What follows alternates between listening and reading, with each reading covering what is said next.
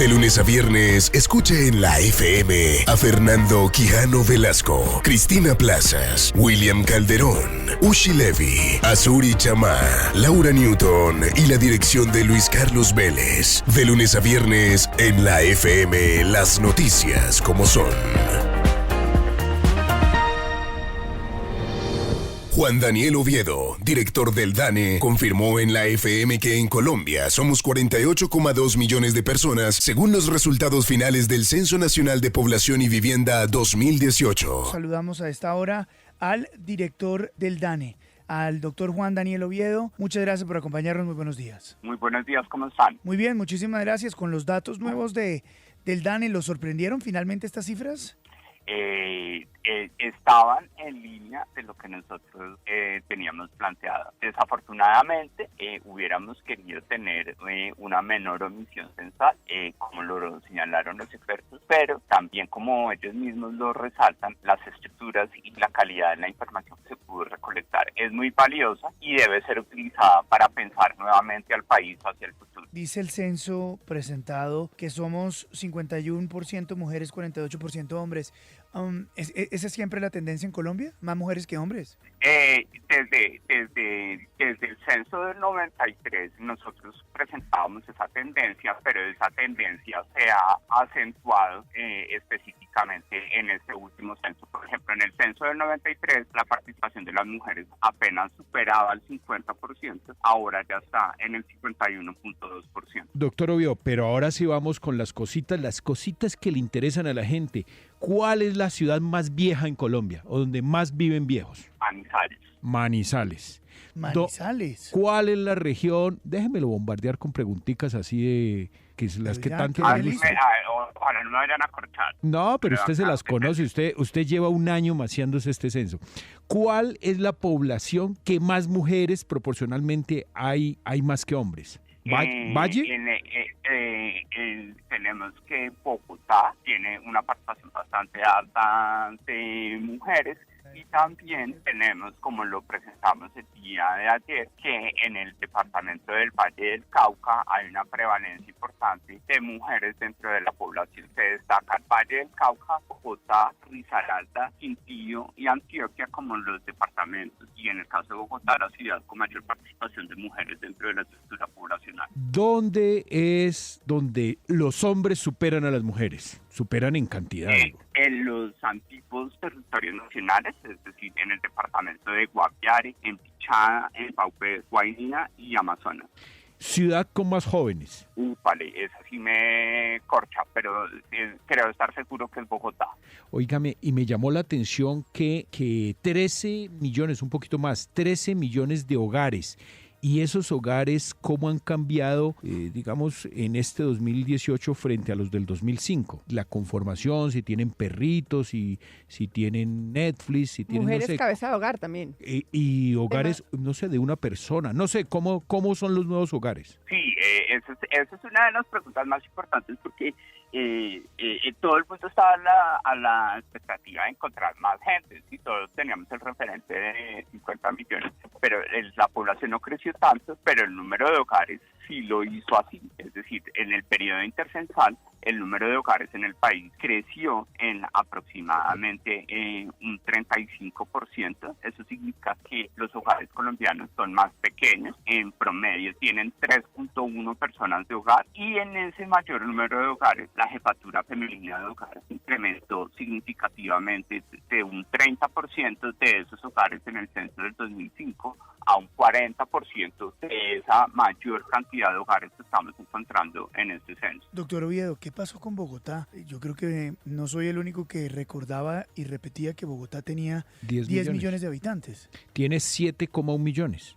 Sí, efectivamente Bogotá, en la población efectivamente censada, para ser precisos, ahí es un número que se va a ajustar. ¿Por qué? Porque los 4 millones de omisión censal es el resultado de una estimación que hicimos muy rigurosamente a nivel nacional, pero que ahora tenemos que utilizar unos métodos demográficos para distribuir en todos los municipios del país. Pero la población efectivamente censada fue de 7.2 millones de habitantes en la ciudad. ¿Qué pasó ahí? Hay muchos elementos. El primero género, Bogotá se destaca dentro de las estadísticas del DANE como un expulsor demográfico, que significa que muchos habitantes de la ciudad, por el costo del suelo en Bogotá, se fueron a habitar a Bogotá Madrid, está a echando gente. Punta. Director, ¿el censo registra cuál es el número de habitantes del LGBTI?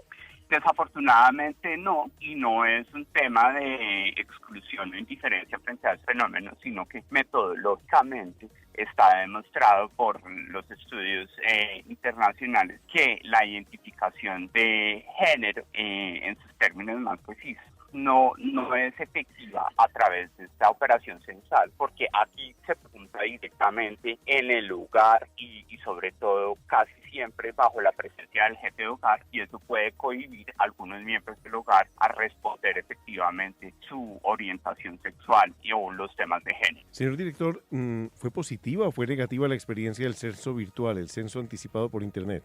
Bueno, en el censo virtual es una innovación que nosotros hicimos como país en la región de América Latina. Fue costo eficiente, pero desafortunadamente como lo señalan los expertos, por los temas de improvisación en el desarrollo del aplicativo y por unos problemas de falta de consistencia en la unión de esa base de datos con las demás bases de datos que se consolidaron a través de dispositivos móviles de captura, existen unas observaciones en donde los expertos piden que se haga una evaluación mucho más minuciosa de esta iniciativa para que pueda ser replicada más adelante por otros países de la región. ¿El censo tiene en cuenta aquellas personas que no han normalizado su situación migratoria en el país?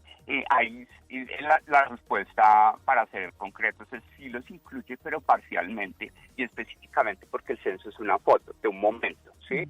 Y el flujo migratorio venezolano ha sido continuo y concentrado en el último semestre del año pasado. Entonces, en esa foto, pues no se pueden tener claras todas las dinámicas, y por eso hemos advertido que la información de migración internacional que se deriva del Censo de Población y Vivienda es una foto que no contradice las dinámicas que sí podemos observar, por ejemplo, a través de la gran encuesta integrada de UPRES, en donde vemos ya no más en materia de migración venezolana que existen más de 1.500.000 migrantes venezolanos que han ingresado al país en los últimos 5 años. Doctor Oviedo, muchas gracias por darnos unos minutos para entender este censo. No, señor, aquí ya estaremos muy pendientes de cualquier inquietud, y de verdad creo que el país tiene una oportunidad muy grande para poder utilizar esa información para planear mejor su futuro y tomar mejores decisiones.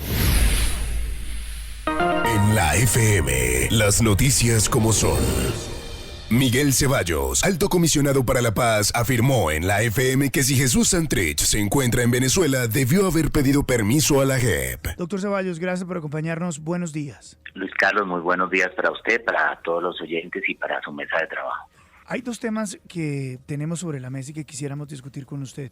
El de los niños, el del ELN y, por supuesto, el de Jesús Santrich. Comencemos con el de Santrich. Primero, ¿hay información de dónde está Santrich? Luis Carlos, no hay sino especulaciones. Hay algunas personas que están diciendo que posiblemente habría salido de Colombia, pero no tenemos una información confirmada sobre eso. ¿Qué pasa si sale de Colombia sin avisar? Bueno, pasarían muchas cosas en dos ámbitos, Luis Carlos. Hay un caso del año pasado, en septiembre del año pasado, un excombatiente de las FARC, Marcos Calarcá, tuvo que pedir permiso para ir a Europa. Hay que recordar que Marcos Calarcá hace parte de la Cámara de Representantes, como lo hace también Jesús Santrich. En ese momento, la Cámara de Representantes le dijo a Marcos Calarcá que le daría el permiso siempre y cuando la JEP también autorizara. Es el mismo caso de Santrich. Santrich está bajo la jurisdicción y la competencia de la Justicia Especial para la Paz. Hay que recordar que ese tribunal no ha decidido aún la apelación que presentó el Procurador General frente al caso de la posibilidad de extraditarlo o no. está plenamente en la JEP, pero también es congresista de la República. Entonces no podría tener un tratamiento distinto al que tuvo Marcos Calarca o cualquier otro miembro de la FARC que también esté en el Congreso, y es que tiene que tener autorización en dos ámbitos, uno en el de la JEP y otro en el del Congreso de la República. Habría que hablar con ambas instituciones para ver si el señor Santrich pidió sus permisos o no. Pero, doctor Ceballos, esto es lo que le dice la Cámara de Representantes a Santrich, pero ¿es explícito por parte de la JEP que tiene que pedir permiso cada vez que salga del país? Sí, definitivamente sí, Luis Carlos. Yo tengo un trabajo arduo y constante con los representantes de FARC en la implementación de los acuerdos junto al doctor Emilio Archila, y ustedes recordarán, Rodrigo Granda ha salido varias veces del país, pero lo ha hecho siempre con el permiso de la JEP. Ninguna persona que esté bajo la jurisdicción de ese tribunal puede salir del país sin ese permiso. ¿Y cuál es el castigo para la persona que no pida permiso? Bueno, hay un incidente de incumplimiento que está previsto en la ley estatutaria de la JEP. En ese incidente habría que iniciarle un proceso dentro de la JEP a la persona que incumple. ¿Por qué? Porque usted recordará el famoso caso de alias El Paisa. Alias El Paisa ya le quitaron los beneficios de la JEP, y una de las razones es su ausencia y su presunta presencia en otro país.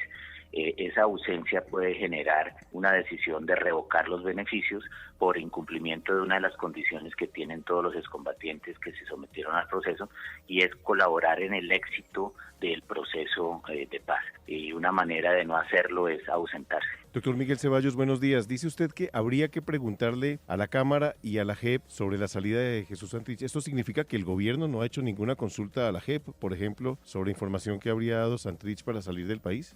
Pues en este caso usted sabe que el señor Santrich en este momento no tiene ninguna orden de captura. Ustedes recordarán que fue la propia Corte Suprema de Justicia quien tomó esa decisión. Frente a la pregunta que se hace el país de una posible ausencia, obviamente el gobierno responde con el marco legal, pero esa consulta solamente se haría en el caso en que esta persona no se presente a la indagatoria el día 9 de julio. Señor Ceballos, un año después de haber asumido pues esta administración, ¿tienen cifras consolidadas de los guerrilleros que se han regresado al monte, que se han vuelto a las filas de la guerrilla, a esas disidencias? ¿Ya hay una cifra, ya hay, digamos, estudios después de un año certeros sobre esto? Bueno, varias cosas, sí las hay. Este proceso de paz lleva 30 meses de implementación. 20 meses se dieron en el contexto del gobierno del expresidente Juan Manuel Santos y 10 meses en este. En esos 30 meses, la Oficina del Alto Comisionado para la Paz ha acreditado a 13.068 personas, pero las FARC inicialmente entregaron una lista de 15.005 personas. La diferencia entre esos 13.000 y esos 15.000 está representada en varias exclusiones que hizo el gobierno anterior y el presente, exclusiones que superan los 380 personas, 390 más o menos. También correcciones y duplicaciones en nombres, y otro grupo de personas que llamamos enlace cívico, que es el ámbito que le hace seguimiento a los procesos, que se llaman personas en observación, que son 383. Eso nos da una diferencia de 724 personas que nunca se presentaron, es decir, personas que nunca fueron a firmar su compromiso de someterse al proceso. Ya el gobierno ha denunciado esto públicamente, ya le enviamos esa comunicación a la JEP para que esté enterada. Sí hay ese censo, digámoslo de esa manera. O sea, hay menos de 800 guerrilleros que no hay datos de ellos, no se sabe dónde están, y que posiblemente pues hayan vuelto a engrosar las filas de las disidencias. ¿Y nuevos reclutamientos? También, pero yo quiero hacer ¿Para una cifra más o menos de cuánto? Sí, en los cálculos que hacen los organismos de inteligencia es que las disidencias, es decir, aquellos que nunca quisieron someterse al proceso, inicialmente estuvieron cerca de los 1.700 hombres y mujeres. Pero obviamente, como usted pregunta, ha habido un crecimiento en el reclutamiento y ya se está hablando de cifras cercanas a las 2.500 personas que estarían en esas disidencias. Esta mañana aparece en el diario The Economist, doctor Ceballos, un artículo que dice: la desaparición de Santrich amenaza el proceso de paz en Colombia. ¿Usted está de acuerdo con esa premisa? Luis Carlos, sí, y estoy de acuerdo no solo con lo que dice The Economist, sino lo que ha dicho la propia JEP.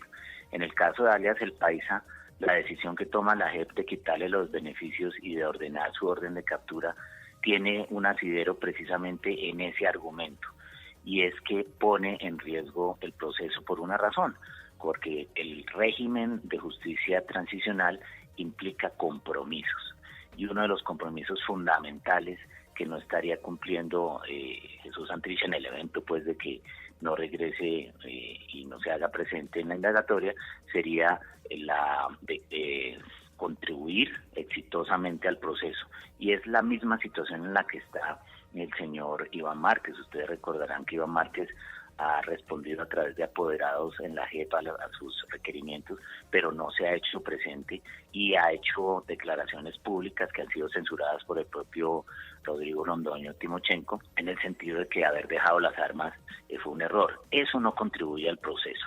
Yo creo que ahorita el gran reto de Colombia, el gran reto de las propias FARC como partido político, es que esas voces aisladas que le hacen daño al proceso realmente no sigan afectando el buen curso y la buena voluntad de otros miles de excombatientes que sí quieren cumplir con la paz. Consejero, ¿qué opinión le merece la decisión del Tribunal de Cundinamarca que declaró improcedente la tutela interpuesta por Iván Cepeda y por Jorge Leiva, en donde decían que tenían que consignar todo lo adelantado por el gobierno anterior de los diálogos con el ELN en el Consejo de Seguridad de Naciones Unidas?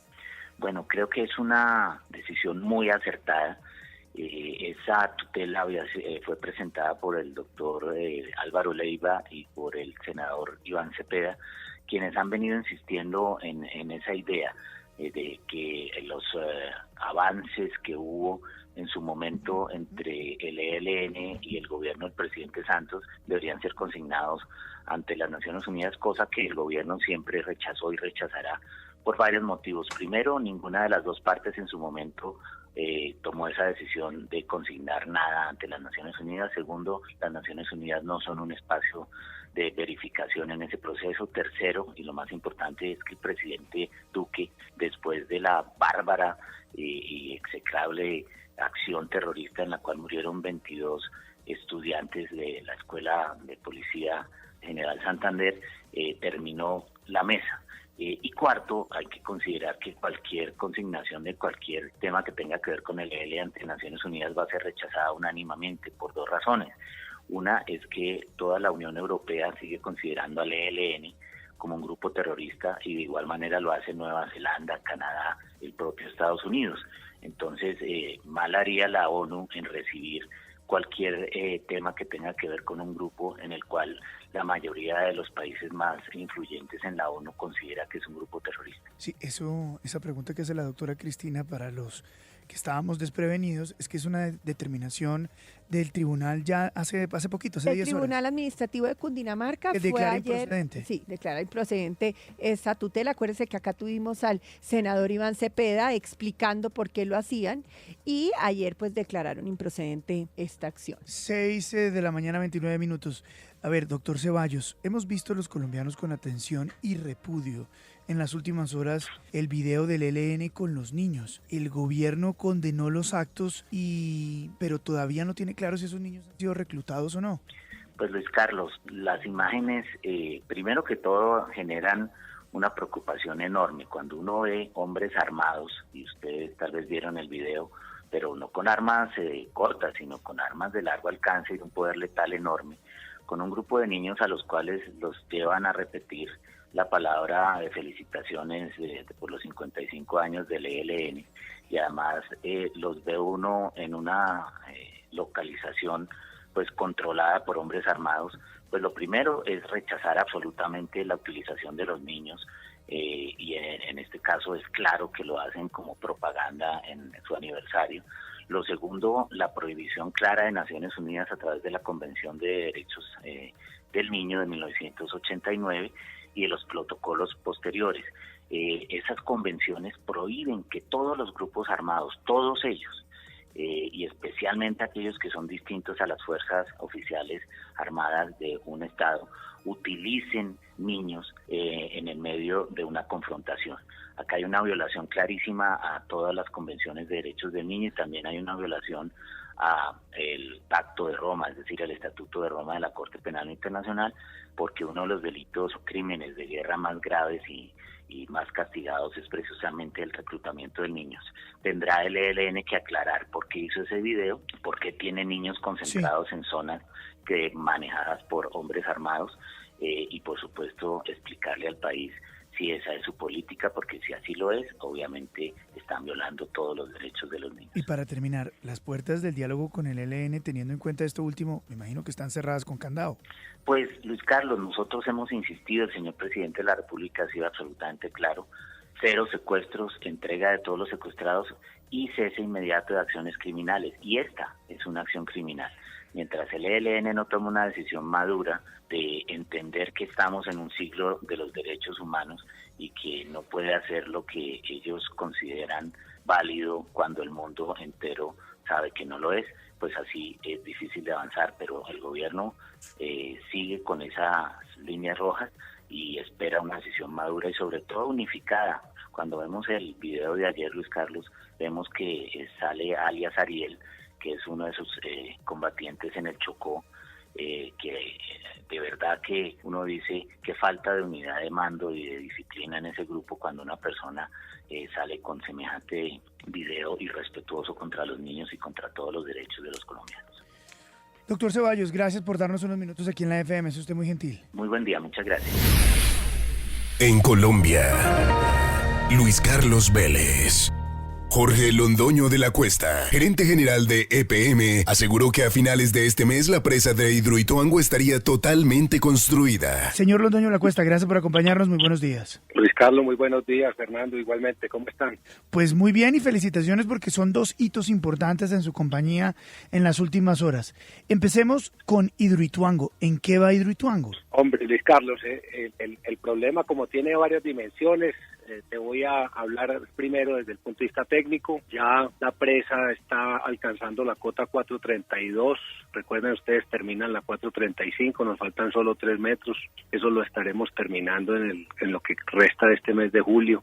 Y eso es un hito bastante positivo porque ya le da total completitud a la presa y asegura pues la imposibilidad de que llegue a presentarse una avalancha como se pensaba en abril o mayo del año pasado.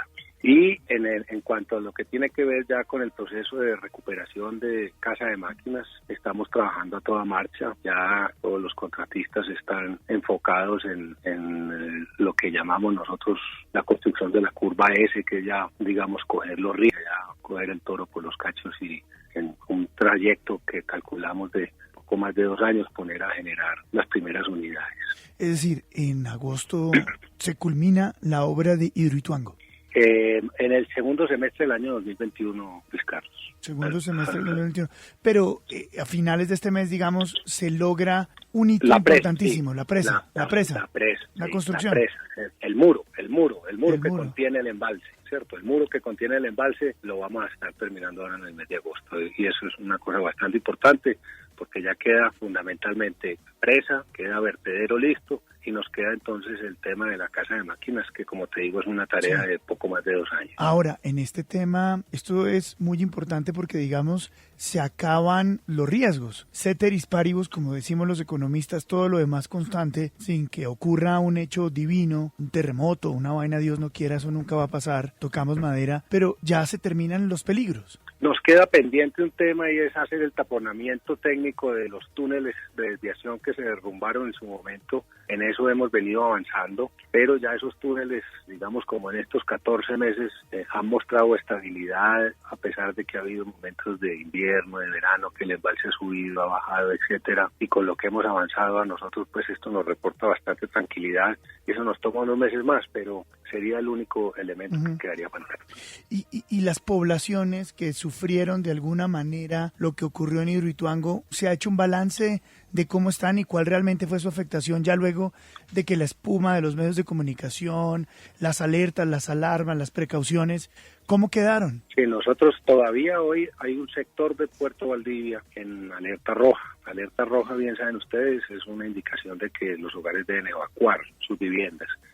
Hay aproximadamente unos 1.000 hogares todavía en condición de evacuación, están en alerta roja. Cuando nosotros alcancemos la cota 435 en la presa, vamos a enviarle esta información a la Unidad Nacional de Gestión del Riesgo, quien determina estas alarmas, las alertas, a ver si disminuyen la alerta roja a alerta naranja. Ya alerta naranja permite entonces el regreso de los hogares a sus viviendas y se empieza a normalizar completamente la situación social también.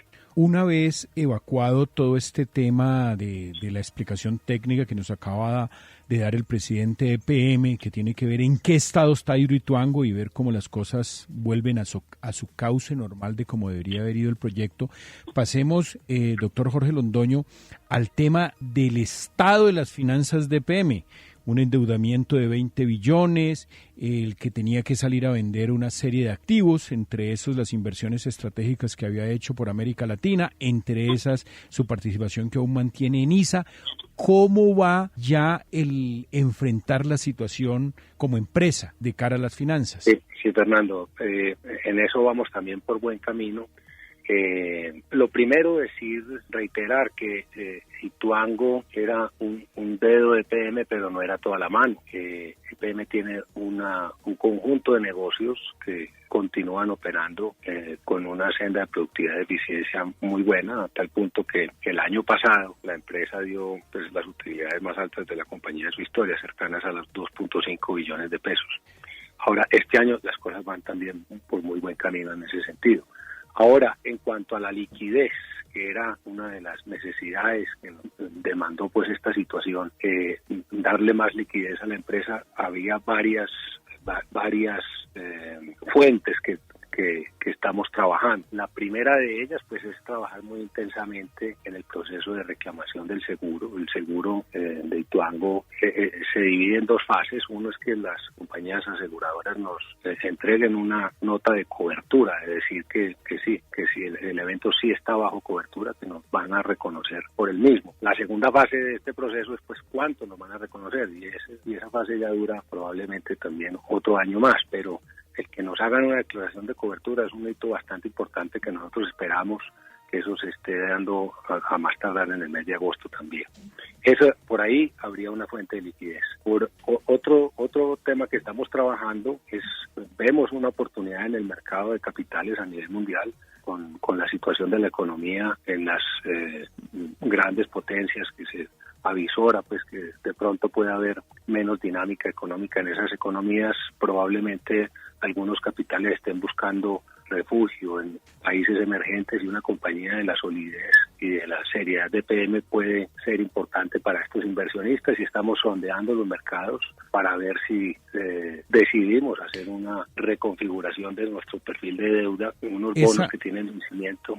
Sí, esa reconfiguración de la deuda tiene que ver con la colocación de algún tipo de bonos en el mercado próximamente.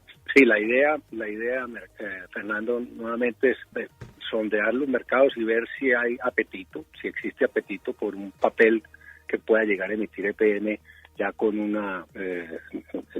periodo de 10 años. ¿Y qué instituciones del sector financiero les está haciendo este sondeo, como usted lo llama? Sí, nosotros encargamos a 3 instituciones, está el HSBC, está JP Morgan y está Scotiabank. Perfecto, y eso sería una gran noticia para los mercados internacionales. ¿Cuándo se daría esta noticia, doctor Jorge Londoño? Fernando, nosotros estamos en este momento pues adelantando lo que se llaman los roadshow con los diferentes inversionistas, mostrándoles todo la situación de EPM, las oportunidades de inversión que representaría para ellos, y esperando hacia finales de la semana entrante poder ¿Y se ha fijado algún monto a recoger, digamos, no sé, 800 millones de dólares, 1.000 millones de dólares?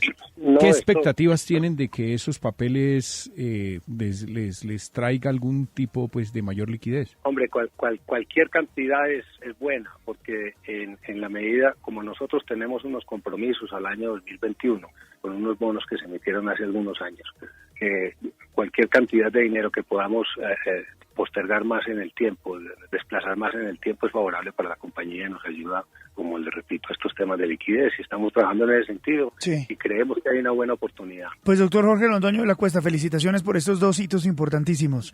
Representan muchísimo para su compañía, pero más representan para el país. Felicitaciones, un abrazo grande y mil gracias. Muchas gracias, Luis Carlos Fernando, feliz día y gracias a usted. Las noticias y las voces en www.lafm.com.co. El dato de Cristina. Doctora Cristina, su dato es que hay una pelea entre Bruce McMaster y el Ministerio de Agricultura. Luis Carlos, mire, ayer el presidente de la ANDI, Bruce McMaster, envió una carta al Ministerio de Agricultura quejándose porque supuestamente el ministro de Agricultura prejuzgó sobre el comportamiento de los molinos de arroz que, como usted sabe, tienen un gran poder de compra, pues son muy pocos los comparados con las más de 10.000 arroceras que hay en el país. Pues la FM conoció que el ministro de Agricultura, que se encuentra en Boyacá, camino a Santander, a resolver el paro de algunos panaleros, se enteró, como dicen, por los medios de la carta de McMaster.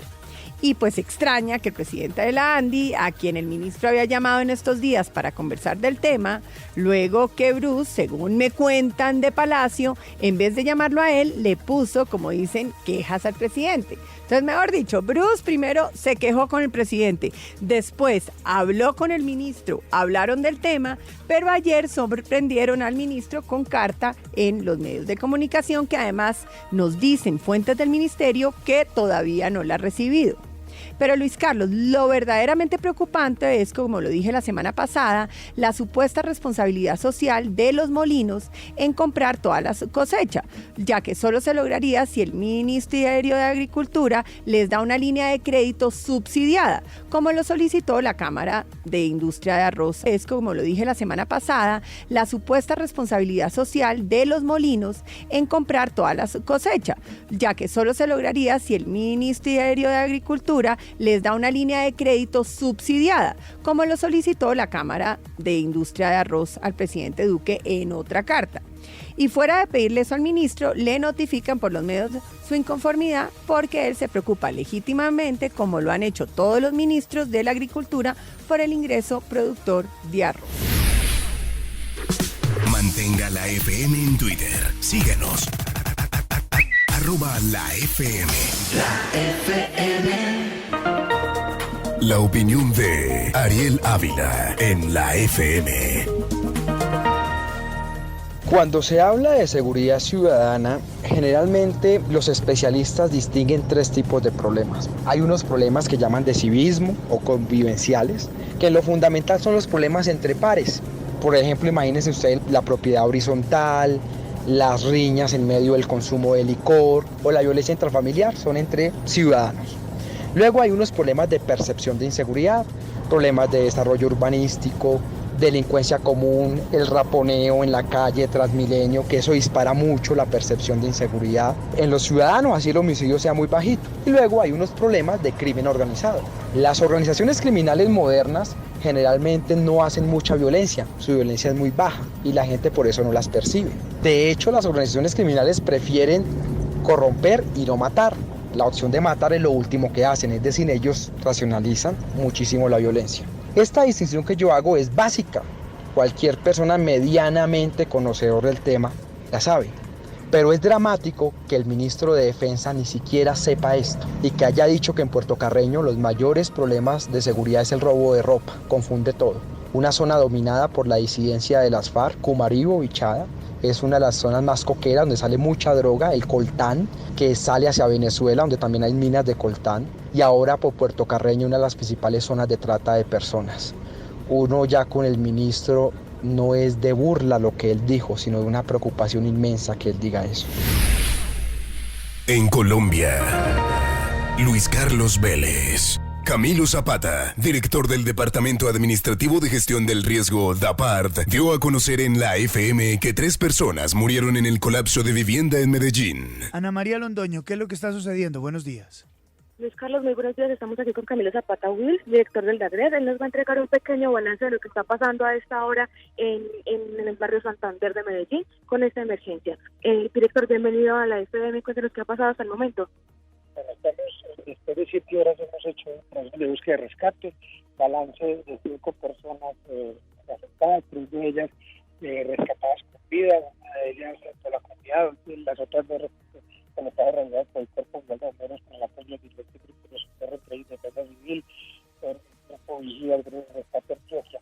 Hemos trabajado toda la noche de manera permanente y lo que sigue ahora es una operación de búsqueda de una persona que tenemos reporte que aún se encuentra bajo nosotros para garantizar que damos la medida de la mejor manera.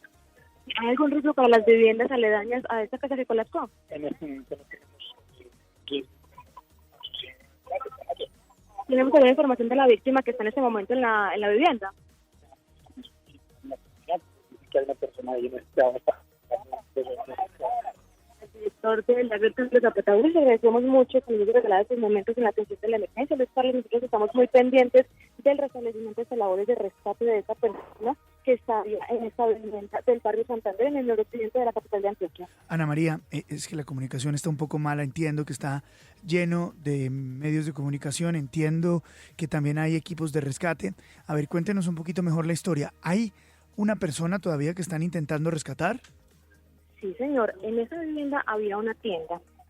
Según cuentan los vecinos, en el momento del colapso había una persona que estaba en la tienda, entonces sería la 6ª persona, la 6ª víctima en esta emergencia. Pero todavía no sabemos si está viva o muerta. Todavía no se sabe, todavía no se tiene conocimiento del estado de la persona, se tiene una información preliminar suministrada por los familiares de esta persona, por los testigos o por los vecinos de ese sector. Más temprano hablábamos de que las autoridades estaban tratando de mantener comunicación con una persona. ¿Esa ya fue rescatada? Sí, don Carlos Arturo. Don Carlos Arturo era la persona que estaba atrapada, que había dado señales de vida a eso de las 2:20 de la mañana. 1 hora y media después se logró rescatar a esta persona con vida y ya fue trasladada a un centro asistencial. Esta es una vivienda unifamiliar de 3 pisos, ¿verdad? Sí, señor, de 3 pisos y un sótano. ¿Hay alguna razón por la cual se haya caído? ¿Había reportes, información de que la vivienda tenía algún tipo de problemas? Según conversamos con el director de la DAGRED, Camilo Zapata, no había ninguna alerta, no se había emitido ninguna alerta ni en la vivienda ni en el sector. Sin embargo, se van a iniciar las investigaciones para determinar qué fue lo que pasó en la estructura y lo que pudo haber generado el colapso de la misma. Y hace pocos minutos también el director nos confirmó que las viviendas aledañas no tienen ningún riesgo por el momento, así que esas familias no serán evacuadas. Es decir, no hay peligro de que ocurra algo más en este momento. No hay peligro de que otras viviendas colapsen en este momento, según los organismos de socorro que están al tanto de esta emergencia. El colapso de esta vivienda que deja 2 muertos principalmente afecta a miembros de una misma familia, ¿verdad? Efectivamente, son los abuelos, la mamá, una niña y otra niña que resultó con vida y que en este momento está en un centro asistencial. ¿Muere entonces la mamá y una de sus hijas? Exactamente, muere la mamá y muere una de las niñas que están en este momento en el centro asistencial. Las otras 2 personas que sobrevivieron, que son la abuela y una menor. ¿Cuántos años tiene la menor que murió? 5 años. ¿Y la que sobrevivió? Todavía no tenemos información de la niña que sobrevivió. ¿El señor que rescatan es el abuelo? Sí, señor, el abuelo de estas 2 niñas. ¿El dueño de la casa? El que construyó la casa hace 30 años, Carlos. ¿Y cuáles son las condiciones del abuelo que sobrevivió? En este momento está en un centro asistencial, lo están valorando, no tiene heridas de consideración, según nos han dicho las autoridades, sin embargo, pues obviamente por el material que le cayó encima y por todas las circunstancias del tiempo que estuvo encerrado, y obviamente debe estar en un centro asistencial en este momento. ¿Se sabe en qué parte de la casa está la persona atrapada? Señor, perdón. ¿Se sabe en qué parte de la casa está la persona atrapada? todavía no se conoce cuál es el sitio exacto en el que debería estar esa persona. Están sacando escombros, la mayor cantidad de escombros posibles, y en muchas oportunidades nos piden que hagamos total silencio para determinar si de pronto esas personas o esa persona que está en el lugar hacerse una seña, como pasó con don Carlos Arturo, que gritó y de esa manera se pudo localizar. ¿Se sabe quién es? Es una vecina del sector, que en ese momento estaba comprando algo en la tienda que quedaba justamente en esta casa. Una tragedia a esta hora en Medellín. Vamos a estar muy pendientes del desarrollo de esta información. Ana María, muchas gracias. En la FM, las noticias como son. La opinión deportiva con Carlos Antonio Vélez en la FM. Hola, buen día. Este fin de semana terminará la Copa América. Mañana, en San Pablo, Argentina, con 2 bajas, Acuña y Lautaro Martínez, enfrentará a la selección chilena. Se dice que Lo Celso y Dybala jugarían en reemplazo de los ausentes. Chile todavía no indica qué quiere, porque su líder, Vidal, ha sido muy claro: no nos interesa este partido. Aquí vinimos a refrendar el título y no lo hemos podido hacer. Por lo tanto, no nos motiva a jugar por el tercer lugar. Argentina, en cambio, sí quiere ganar el juego. Y seguramente Chile también. Lo que pasa es que dice interesarle más a Argentina que por todo lo que le pasó. ¿Qué fue lo que le pasó a Argentina? Simplemente que jugó mal. Sí, es cierto que el VAR, que mientras no esté manejado de manera correcta, será un mamarracho utilizado para beneficiar a unos y perjudicar a otros. Pero sí, es cierto que el VAR tuvo, lamentablemente para Argentina, algunos defectos en su uso, pero no lo suficientes como para invocar que por esa razón se perdió el partido frente a Brasil, que eso es lo que quieren hacer aparecer. No, hubo una pena máxima clarísima contra Otamendi, sancionable, castigable. El VAR no la vio, y si la vio el árbitro no hizo caso, en fin. Pero la otra no existió. Y no significa que la sanción de esas 2 faltas le hubiera deparado a Argentina haber ganado el partido. En fin, venden humo y hay gente que come de eso. Pero Argentina quiere sacarse el clavo, desea sacarse el clavo. Perfecto, háganle. Tienen cómo frente a Chile. Pero por supuesto el fútbol argentino necesita una reingeniería. Y para Chile sería honroso, en el caso de Reinaldo, dejar por lo menos al equipo en tercer lugar y no fuera del podio después de haber sido 2 veces campeón. Y el domingo, el extraño invitado que se coló en la fiesta Perú, después de 2 partidos brillantes, una vergüenza frente a Brasil, ese colado llegará con aire en la camiseta y con mucho que ganar y nada que perder. Mientras Brasil sí tiene obligación. Seguramente el Flores partida lo mismo que Carrillo, que Gareca repetirá el equipo que le ganó brillantemente a Chile, y en Brasil solamente una ausencia fija, que es la de William, que se lastimó en el partido frente a Argentina. Pero es clave eso que les acabo de decir. Brasil tiene obligación. Perú, todo lo que consiga es ganancia. Y recuerden que el que juega por necesidad pierde por obligación. Por lo menos eso dice el adagio popular. Hasta luego. La FM es más información, más investigación, más perspectiva, más profundidad. La FM siempre. Juliana Pulesio, gerente de Relaciones Públicas y Comunicaciones de Didi para Colombia, habló en la FM sobre la llegada de esta plataforma digital de transporte al país. Juliana, gracias por acompañarnos. Buenos días. Buenos días, Luis Carlos. ¿Cómo estás? Muy bien. Cuéntenos, por favor, Juliana, ¿qué es Didi? Bueno, Didi es una multinacional china que se dedica a poner en contacto conductores con usuarios. Y la idea realmente más que eso es llegar a cambiar la vida y proporcionar temas positivos en cuanto a la movilidad de las ciudades. ¿Cómo se compara Didi con, no sé, lo primero que se me viene a la cabeza es Uber? ¿Es más barato? ¿Es menos barato? Pues mira, realmente ese es un tema que suele pasar mucho. Cuando aparece el nombre Didi es inevitable pensar en una comparación ahí mismo, como tú lo mencionas, con Uber. Pero realmente somos una empresa muy diferente. para que entiendas un poquito del tema, cuando nace Didi en China, su fundador, que es William Sheng, creo que jamás había oído de Uber en su vida, y decidió crear esta empresa pensando en una necesidad para los taxistas. Nosotros somos una empresa que nació como una necesidad puntual para ayudar a los taxistas que se estaban enfrentando a este mundo de las aplicaciones sin saber cómo afrontarlo. Entonces, pues nace la nación que ayudara a los taxistas a ser mucho más eficientes y a tener una tecnología que fuera incluyente con ese sector de taxistas. Y ahí nace Didi, con hoy en día más de 15 productos alrededor mundial, estamos presentes en más de 400 ciudades. O sea, hoy en día es una empresa muy, muy grande. Pero nacimos como una empresa de taxi, y en su esencia eso nos diferencia mucho de nuestros competidores, pues los inmediatos que tenemos aquí en Colombia.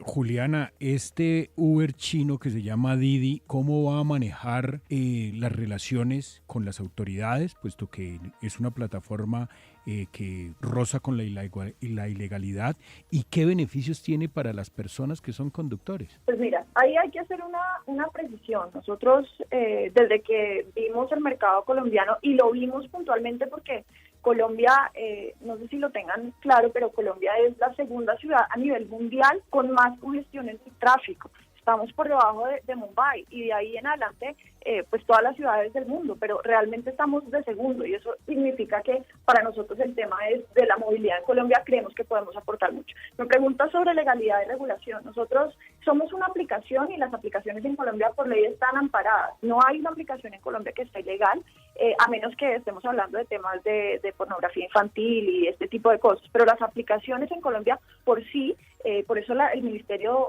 de TIC no puede declarar una aplicación ilegal, porque las aplicaciones son legales, es un tema de la libre empresa.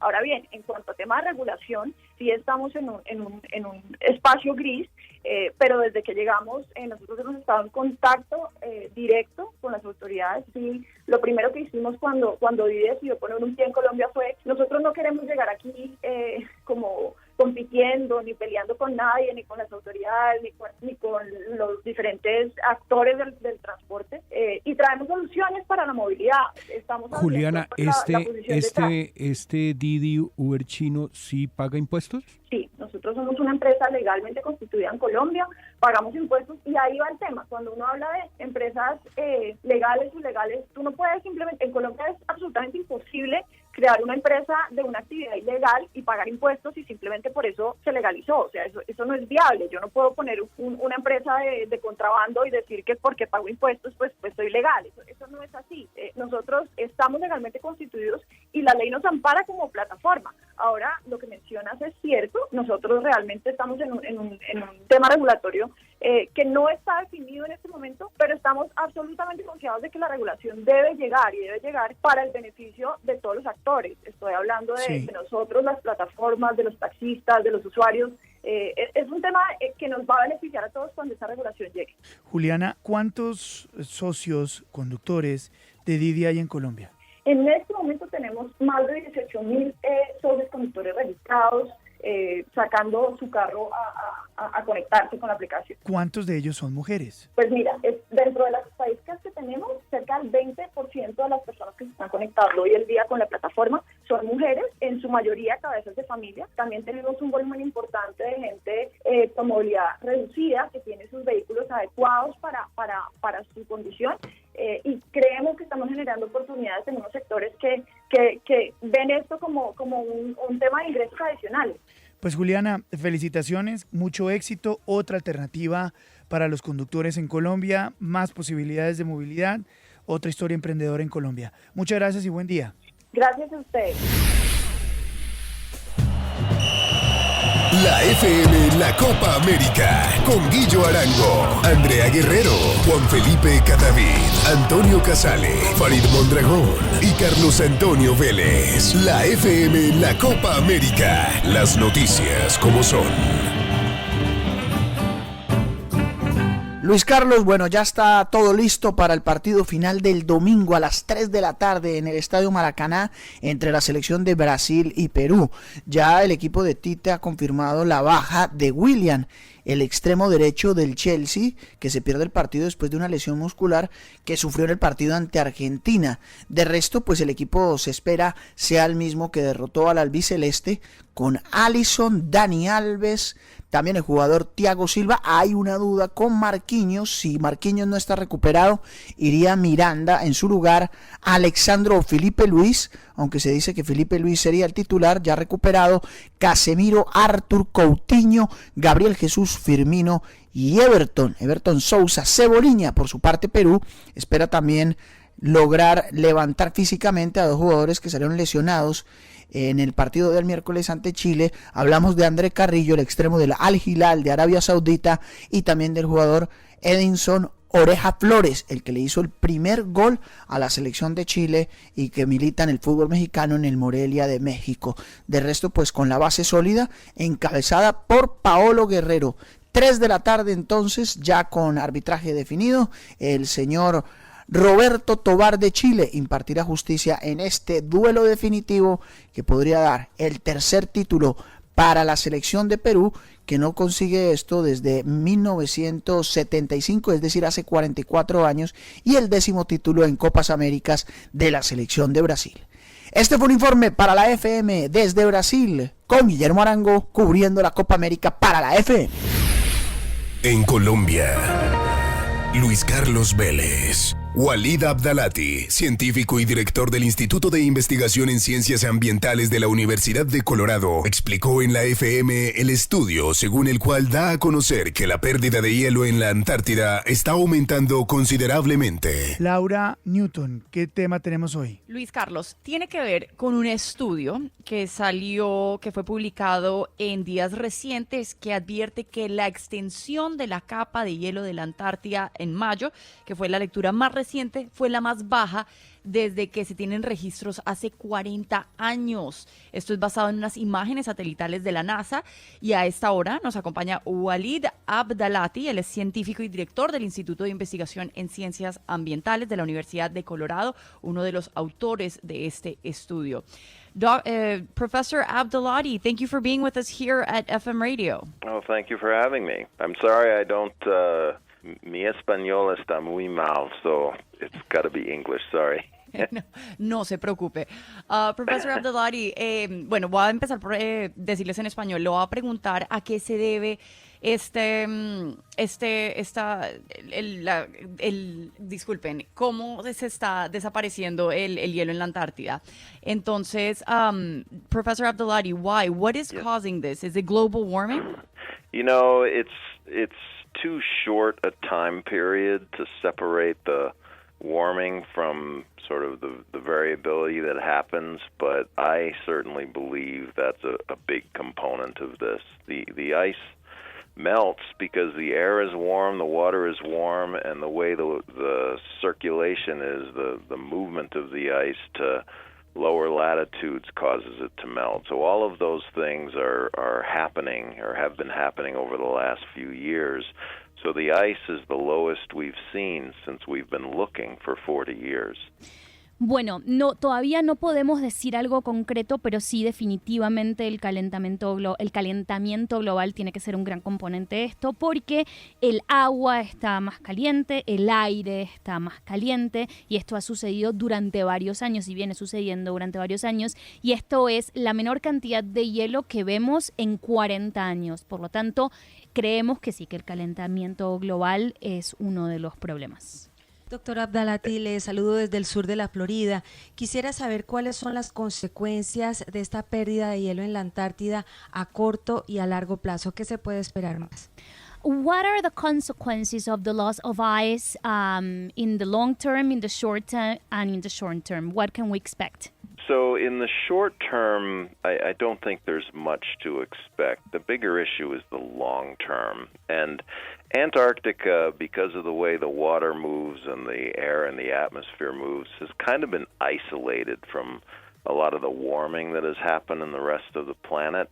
And if this, and it may well be, if this is indicating that, you know, the warmer temperatures are, you know, the warming is reaching Antarctica, the implications are pretty big. weather that the southern hemisphere has come to experience, ocean characteristics. Most of the Earth's deepest ocean water originates in Antarctica. Those can all change, and as the sea ice goes away, the ice on land becomes more vulnerable to melting, which can cause rising seas. Bueno, en el corto plazo no es mucho. Ahora, en el largo plazo hay cosas que sí deberían preocuparnos por varios motivos. Motivo número 1. Hasta este momento, como la Antártica está alejada, digamos, del resto del planeta, no se había visto afectado por el calentamiento global. Si nosotros comprobamos que efectivamente la menor cantidad de hielo es consecuencia del calentamiento global, eso indicaría que esto ha llegado a la Antártica, a un lugar al que nunca había llegado. ¿Eso qué implica? El agua del hemisferio sur viene desde allí, por lo tanto estaríamos en un problema enorme, porque desde el momento en el que empieza a derretirse el hielo del océano, empieza a derretirse también el hielo de la Tierra. Además, el tema sería que empezarían a subir los niveles de agua en los océanos, lo cual sí implicaría un problema gigante. Bueno, le voy a preguntar al señor Abdelhadi cómo podemos cambiar esta tendencia de pérdida de hielo en la Antártida, que si podemos hacer algo al respecto los humanos. Mr. Abdelhadi, how can we reverse this phenomenon? What can humans do in order to mitigate the impact? You know, I hate to say this, but I think it's too late to reverse it. The real challenge is what can we do to slow it, so that it's not so rapid and causes changes we don't have the time to adapt to.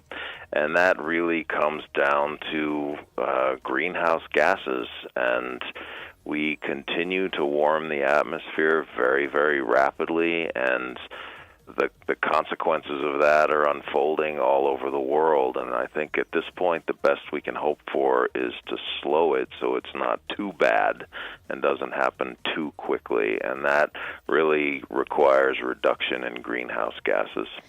Lamentablemente creo que es demasiado tarde para revertirlo. Lo que sí nos queda es la posibilidad de hacer que esto sea más lento, y el profesor cree que el gran tema son los gases de invernadero. No sé si lo estoy traduciendo bien, los gases que provocan el efecto invernadero. Ese es el gran problema, y sobre eso deberíamos estar trabajando, no para que no exista, sino para que sea más lento el proceso, porque a esta altura ya es irreversible, cree el profesor. Ushi, le voy a pedir que le preguntemos a nuestro invitado. Algunas personas como yo sentimos que nos queremos echar más culpas de las que realmente nos corresponde por este tema del calentamiento global. ¿Él está de acuerdo con eso, o él es de los que piensa todo lo contrario, que antes deberíamos culparnos más? Some people believe that we human beings, we are blaming ourselves too much because of the greenhouse effect or because of the global warming. Do you feel it is our fault completely, or do you feel that it's not something that we can really change? I can't say it's our fault completely. The climate has always changed, and it always will. But human activities have done something. The physics are very simple. We put a lot of gas in the atmosphere that we know traps heat.